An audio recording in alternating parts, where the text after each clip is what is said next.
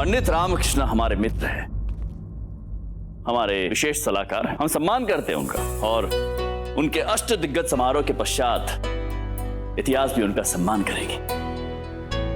तो इस अवसर पर महामंत्री जी, हम चाहते हैं कि राजमहल को इस प्रकार सजाया जाए, इस प्रकार सजाया जाए कि कोई युवती उसे देखे तो उसे लगना चाहिए कि जब मेरा विवाह हो तो मैं दुल्हन बनकर इसी प्रकार सजूंगी। कोई राजकुमार इसे देखे तो उसे प्रतीत होना चाहिए कि जब भी उसका राज तिलक हो तो उसका महल भी इस प्रकार सजना चाहिए। महाराज, ये देखिए हमारी सजावट की सूची। इसमें है 10 कांजीवरम साड़ियाँ, 20 कमरबंद, ढेर सारे गहने और घुंघरू वाली पायल। महारानी चिन्ना देवी, ये पंडित रामकृष्ण का अष्ट दिग्गज समारोह है, कोई सौंदर्य प्रतियोगिता नहीं है। समझाइए महारानी तिरुमलम्बा। अवश्य महाराज। महारानी तिरुमलम्बा, 10 कांजीवरम साड़ियों से कुछ नहीं होगा। ये देखिए, हमने अपनी सूची में 15 कांजीवरम साड़ियां लिखी हैं। यदि समारोह के समय हमें कोई रंग पसंद नहीं आया तो इसीलिए, और 20 कमरबंद की कोई आवश्यकता नहीं है, 10 पर्याप्त है। हाँ महारानी चिन्ना देवी, प्रत्येक वस्तु पर बहस करने से अच्छा है हम अपनी अपनी सूची आपस में मिला लें। वैसे तो दोनों के विचार मिलते नहीं है, कुछ मंगवाना हो, खरीदना हो तो सूचियां मिल जाती इन दोनों की। महाराज, आपने कुछ कहा? नहीं महामंत्री जी, हम केवल इतना कह रहे थे कि इस समारोह के लिए जब पंडित रामकृष्ण राजमहल में प्रवेश करे तो पुष्पों की वर्षा होनी चाहिए। महाराज की जय हो।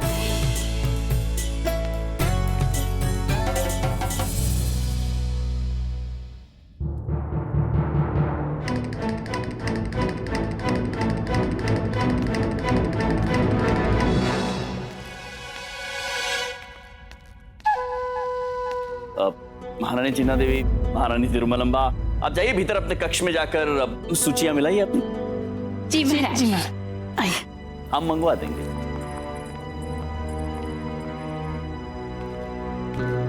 क्या बात? एक दुखद समाचार है महाराज।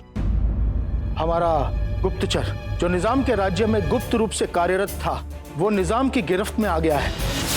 उसे बंदी बना लिया गया है। क्या? क्या महाराज? महाराज, उस गुप्तचर के बारे में कोई विशेष समाचार तो प्राप्त नहीं हुए, परंतु बंदी बनने से पहले उस गुप्तचर ने ये संदेश पत्र हम तक पहुंचा दिया। अवश्य इस सूचना पत्र में कुछ आवश्यक जानकारी होगी। हमारा भी यही विचार है महाराज। पढ़िए क्या लिखा इसमें। हाँ?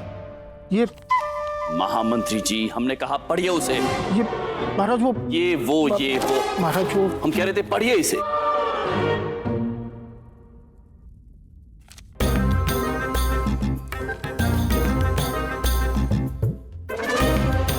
ये कौन सी भाषा में लिखा है?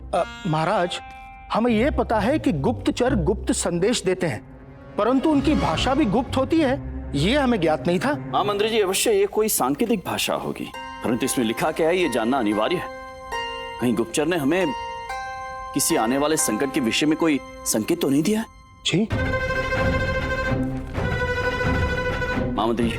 महाराज, अभी इसी समय पंडित रामकृष्ण को इस विषय में सूचित कीजिए। जो आज्ञा महाराज।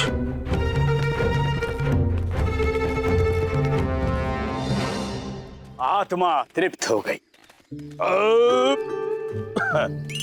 देखो बालक, नहीं बीरबल, देखो ऐसा है, हम तो लगभग तपस्वी बन चुके हैं। अभी अभी जो आपने हमें जलपान करवाया, उस जलपान के बदले में आपको देने के लिए हमारे पास धन्यवाद के अतिरिक्त और कुछ नहीं है। धन्यवाद। धन्यवाद। तो बीरबल जी, आप ऐसा कीजिए, हमारे गुरुजी को कृपया करके बाहर का रास्ता दिखाइए। हाँ। क्या? धनी का कहने का मतलब है वन से बाहर निकलने का रास्ता दिखाइए, समझे? हाँ। अब जिस रास्ते से चलकर आप वन में आए हैं वही रास्ता बाहर भी जाता होगा, बस वही बता दीजिए हमें। वो तो मैं याद नहीं रखता। आपकी याद कोई बीता हुआ समय है जो लौट कर वापस नहीं आएगा। याद करने का प्रयास कीजिए, याद आ जाएगा। मुझे याद करने की आवश्यकता ही नहीं है, और जब होगी तो मैं नया रास्ता खोज लूंगा। ये नया रास्ता ढूंढने के लिए नई मेहनत क्यों करना है? अच्छा ये बताइए, यहाँ हिंसक पशु हैं? राजगुरु जी, ये वन है तो हिंसक पशु तो होंगे ही ना। सुनिए, कुछ हलचल सी हो रही है। हाँ, हो तो रही है। अर्थात वो हिंसक पशु आसपास ही है। कहाँ है? दिखाई तो नहीं दे रहा। गुरुजी, इन्होंने ऐसा कहा है कि हिंसक पशु कहीं आसपास है, आपकी आंखों के पास नहीं है।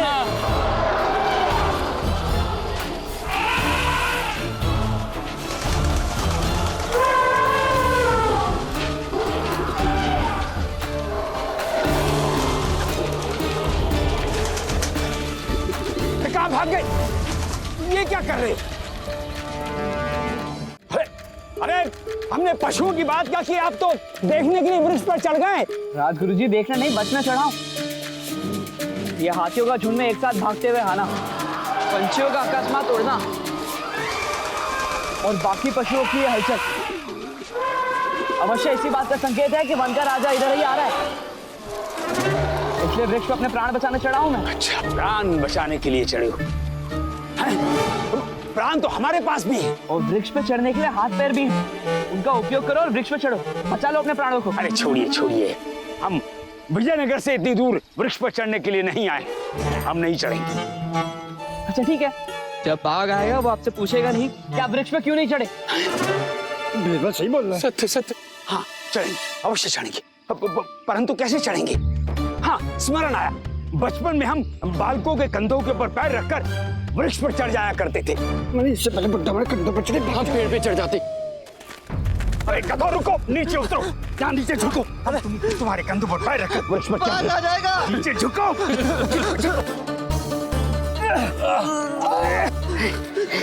हेलो हेलो हेलो, जल्दी आओ जल्दी आओ, आ रहा है।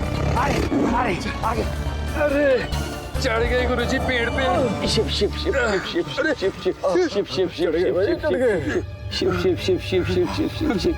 आप में से किसी को कोई घाव लगा हो या रक्त निकला हो? ना। हाँ हाँ, अब जब हम आ रहे थे वन में, हमारे पाँव में एक कांटा लगा था और थोड़ा रक्त भी निकला था। फिर तो आपने अच्छा किया, वृक्ष पर चढ़ के आपने अपनी प्राणों की रक्षा कर ली। कदाचित वो बाघ आपके रक्त की गंध सूंघ के ही यहाँ आ रहा है। बाघ के मानव रक्त सूंघने की क्षमता बहुत तीव्र होती है। आप तो ऐसे तर्क वितर्क कर रहे हैं जैसे आपके दादा परदादा वन के ही रहने वाले थे। परंतु बाघ अब तक क्यों नहीं आया? इनको बाघ की प्रतीक्षा है, जैसे इनका मित्र हो।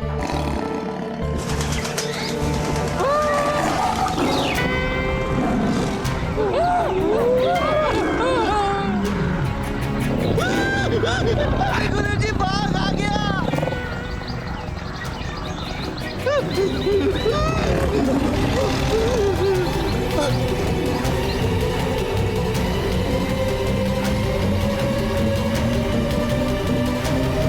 गुरुजी, जय जय शिष्टाचार दिखाइए।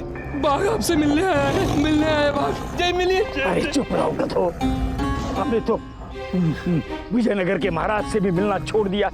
इस जंगल के बाघ से क्या मिलेंगे? अच्छा किया गुरुजी, जो मिलना छोड़ दिया। किसी ने ये भी अच्छा किया है जो कि बाघ को पेड़ पर चढ़ना नहीं सिखाया। लेकिन बीरबल, तुमने बहुत गलत किया। गुरुजी को पेड़ पर चढ़ाकर अरे कम से कम नीचे रहने देते। बाघ का दोपहर का भोजन तो बनते गुरुजी हमारे हैं, शिकार तो करता बाघ। चुप रहो। गिरे गिरे गिरे।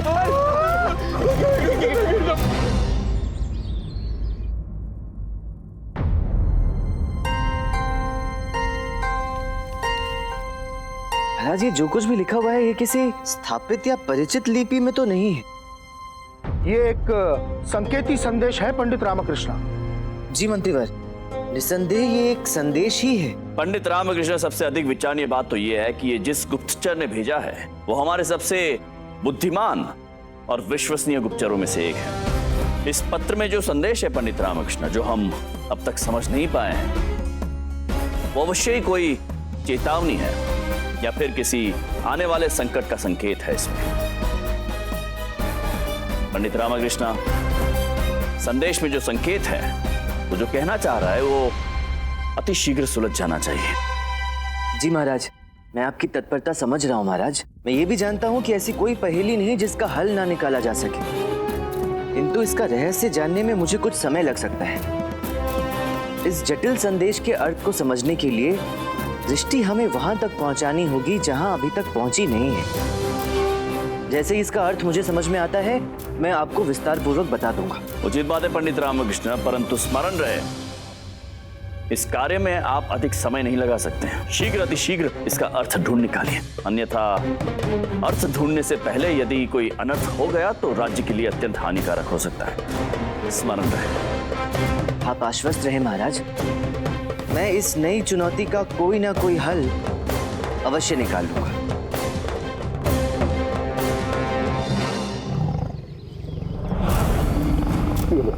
ये देखो, हमारी नींद उड़ा कर ये तो सो गया। कितना सुस्त है ये बाघ। इसे राजा किसने बनाया जंगल का? और कोई कार्य नहीं है इसे? इसका आज का कार्य तो यही है, आपके नीचे उतरने की प्रतीक्षा करना। ना ना ना, हम नहीं उतरेंगे, हम नहीं उतरेंगे, हम भी नहीं उतरेंगे, हम भी नहीं उतरेंगे। हाँ, आप सब विचलित ना होइए, कुछ ही समय में यहाँ से चला जाएगा वो। आपको कैसे पता? बाघ की मूल प्रवृत्ति शिकारी की होती है, और जब उसे एक स्थान पर शिकार नहीं मिलता तो वो आगे बढ़ जाता है।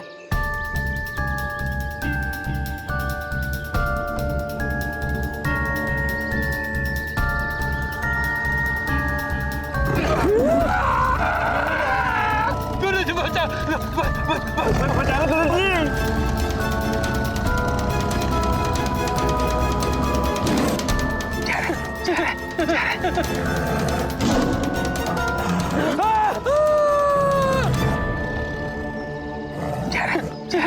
बीरबल, बीरबल तुमने सही कहा, भाग गया। अब ये वापस नहीं आएगा। नहीं आएगा।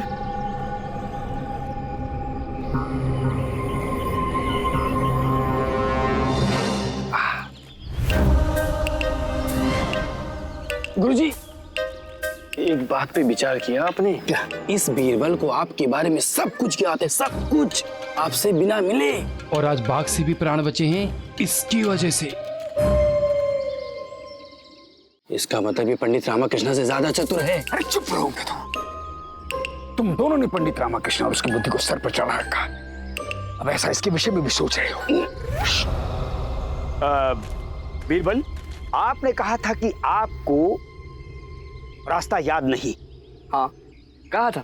अब इस रास्ते की खोज के चक्कर में हम इस वन के गोल गोल गोल गोल गोल गोल चक्कर लगा रहे हैं। तो क्या अब आप भी इस वन के गोल गोल गोल गोल चक्कर लगाएंगे? नहीं। आप ये बताइए कि बाघ किस दिशा में गया था? बाघ उस दिशा में गया। बाघ इस दिशा में गया था, इसका अर्थ कि हमारा रास्ता उसकी विपरीत दिशा में है। वो कैसे? बाघ का घर कहाँ होता है? बाघ का घर उसके घर में होता है। नहीं, वन में होता है। तो बाघ उस गहरे वन में गया है और उसके विपरीत दिशा में हमारा घर। बाहर जाने का रास्ता मिल गया। धनीवानी, ये हमने पहले क्यों नहीं सोचा? छोड़िए गुरुजी, आपको ध्यान नहीं है। अभी से बहुत छोटी बड़ी बातें जिन पे आपने कभी ध्यान ही नहीं दिया, कभी सोचा ही नहीं। किस किस बात का पश्चाताप करोगे आप गुरुजी? अभी तपस्या का समय, तपस्या करो आप। ना, तपस्या बाद में, पहले हमें यहाँ से निकलना है। और हाँ, इस दिव्य नवयुवक के साथ हमें और समय बिताना है।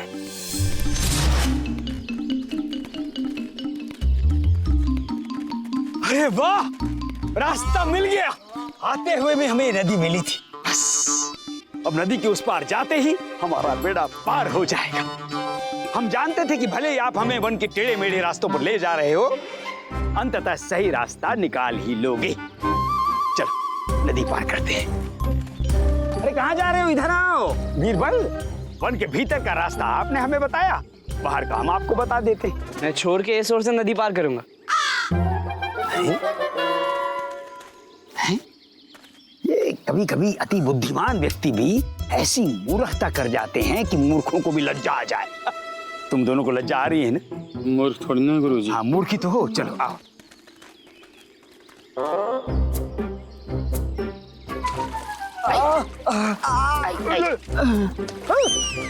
गुरुजी देखो, मगरमच्छ मगरमच्छ मगरमच्छ नहीं गुरुजी, चमत्कार देखो।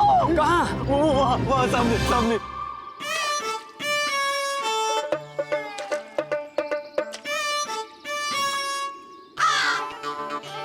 ये पानी पर चल रहा है। कोई साधारण व्यक्ति पानी पर कैसे चल सकता है? गुरुजी मुझे तो लगता है कि ये हमारी आंखों के धोखे के अलावा कुछ भी नहीं है।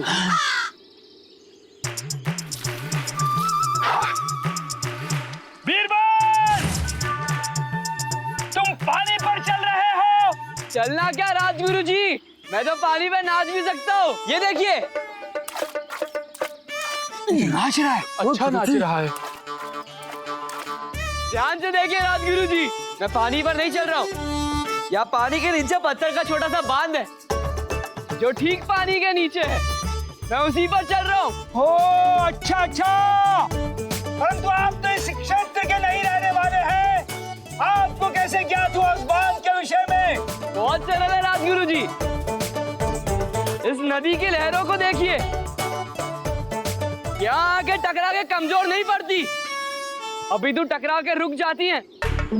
अर्थात यहाँ पानी गहरा नहीं है। तो तुमने हमें पहले क्यों नहीं बताया? क्योंकि आपने पूछा ही नहीं। हमने नहीं पूछा। नहीं पूछा था गुरुजी। अरे महानुभाव, हमें एक बात समझ में नहीं आई कि आपने खड़ाऊ क्यों नहीं उतारी। लोग अक्सर नदी पार करते समय अपनी खड़ाऊ उतार देते हैं। खड़ाऊ निकाल लीजिए बीरबल जी। सब करते होंगे, किंतु मैं नहीं करता। क्यों? क्योंकि मुझे अपने पैर बचाने हैं, खड़ाऊ नहीं।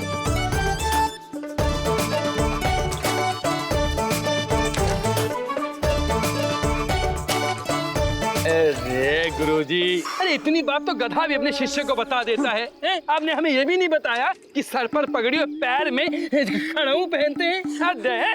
मनी देख कितने नुकीले नुकीले पत्थर चुभ रहे हैं। सोच सोच, अगर ये महानुभाव बीरबल जी हमारे जीवन में पहले आ जाते तो ये नदियाँ आसानी से पार नहीं होती, बल्कि बिना कठिनाई के ये जीवन की नदियाँ भी पार हो जाती। शांत रहो गधो, शांत रहो। हमें एक विचार आया है।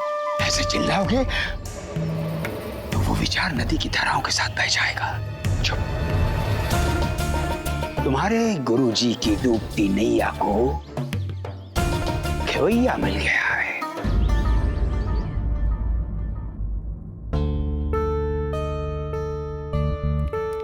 लामा, जब तुझे अष्टदिग्गज की उपाधि दी जाएगी तब मैं अपनी नई तंती बजाऊंगा, जपते डोलते ऐसे। ओ हाँ बजा लेना, किंतु इस समय मेरे मस्तिष्क में घंटियां बज रही है, इसलिए तू इन घंटियों को शांत रख। हाँ, मुझे शांत मन से सोचने दे।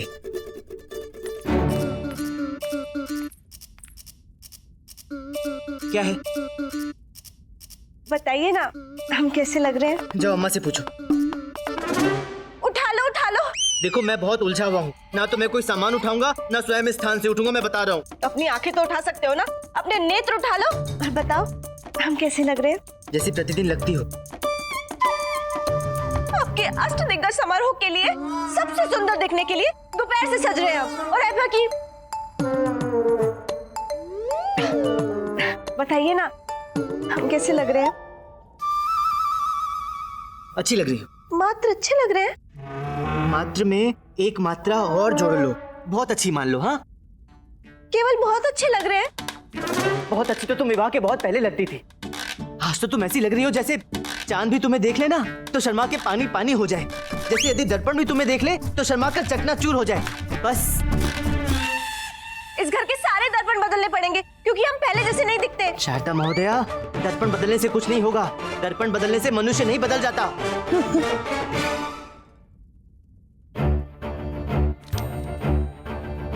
शारदा, दर्पण कहाँ है? हम इसे अपने साथ विजय कर लेके जाएंगे और दरबार में पंडित रामाकृष्णा के सामने खड़ा करेंगे, के विरुद्ध खड़ा करेंगे। और बुद्धिमता में तो इसके पास ब्रह्मास्त्र है, ऐसा ब्रह्मास्त्र जिसे देवता भी नहीं काट सकते।